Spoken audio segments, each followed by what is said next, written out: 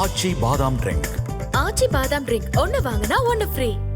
சென்னையின் பல்வேறு பகுதிகளில் மழை பெய்து வரும் நிலையில் வேளச்சேரியிலிருந்து கூடுதல் தகவல்களுடன் செய்தியாளர் சுரேஷ்குமார் இணைந்திருக்கிறார். சுரேஷ்குமார், நம்ம இப்போ காலையிலிருந்து சென்னையில் பார்க்குறோம், பரவலாக பல்வேறு இடங்களில் மழை பெய்து வருது. வேளச்சேரியை பொறுத்த வரைக்கும் தற்போது என்ன நிலவரமா இருக்கு?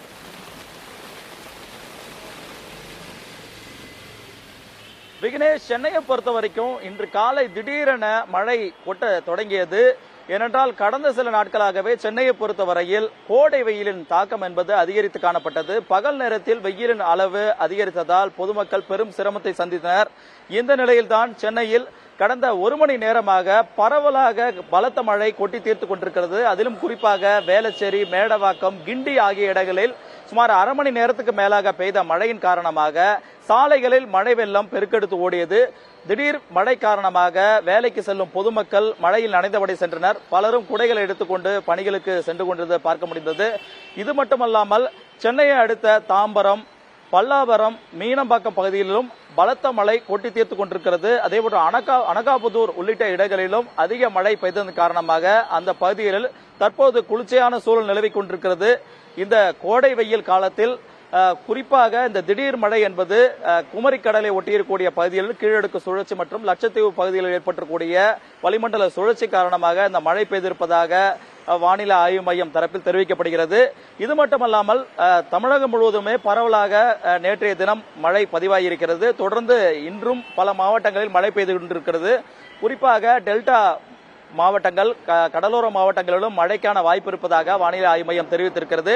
சென்னையில் பரவலாக கொட்டித்தீர்த்த மழையின் காரணமாக கோடை வெயிலிலிருந்து இந்த குளிர்ச்சியான சூழல் மாறியிருப்பதன் காரணமாக பொதுமக்கள் மகிழ்ச்சி அடைந்திருக்கிறார்கள். சென்னை நகரை பொறுத்தவரையில் தேனாம்பேட்டை, எக்மோர் உள்ளிட்ட பகுதிகளிலும் லேசான மழை பெய்து கொண்டிருக்கிறது. விட்டு இன்றைய தினமும் சென்னையில் பரவலாக மழை பெய்ய வாய்ப்பு இருப்பதாக வானிலை ஆய்வு மையம் தெரிவித்திருக்கிறது. விக்னேஷ், சுரேஷ்குமார், கோடை வெப்பத்தை தணிப்பதற்காக இந்த மழை மகிழ்ச்சியை ஏற்படுத்தி இருந்தாலும் கூட இப்போ சென்னையில் பரவலாக மழை பெஞ்சிருக்கு அப்படின்றதையும் சொல்லியிருக்கீங்க. இப்போ இன்னும் 8 மணிக்கு மேலே பார்த்தீங்கன்னா சென்னையில் ஒரு பீக் ஹவர்ஸ்னு சொல்லுவாங்க. தாழ்வான இடங்களில் எங்கேயாவது தண்ணி தேங்கி நிற்குதா? அதனால போக்குவரத்து நெரிசல் ஏற்படுவதற்கான வாய்ப்புகள் இருக்கா?